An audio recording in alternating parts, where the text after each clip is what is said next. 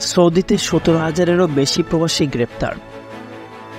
Saudi আরবের আবাসন, শ্রম ও সীমান্ত সুরক্ষা আইন লঙ্ঘনের অভিযোগে এক সপ্তাহে 17,000-এরও বেশি প্রবাসীকে গ্রেপ্তার করা হয়েছে। এই গণগ্রেপ্তার সৌদি আরবে অবৈধ অভিবাসনের বিরুদ্ধে চলমান অভিযানের অংশ। বিবৃতিতে বলা হয়েছে, অবৈধ প্রবাসীদের বিরুদ্ধে সৌদি জুড়ে চলমান ধরপাকড় অভিযানের অংশ হিসাবে তাদের গ্রেপ্তার করা হয়েছে। গত 15 আগস্ট থেকে 21 আগস্ট পর্যন্ত এই সপ্তাহে দেশ জুড়ে অভিযান চালিয়ে 17,616 জন প্রবাসীকে গ্রেপ্তার করা হয়েছে।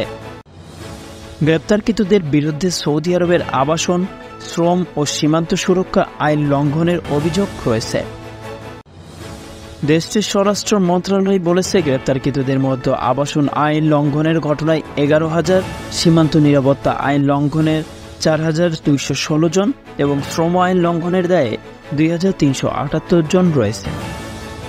দেশের বিভিন্ন নিরাপত্তা বাহিনী ও সরকারি সংস্থা যৌথ অভিযান চালিয়ে এই প্রবাসীদের গ্রেপ্তার করেছে। সংবাদের এ পর্যন্তই। পরবর্তী নিউজ আপডেট পেতে আমাদের সাথেই থাকুন। ধন্যবাদ।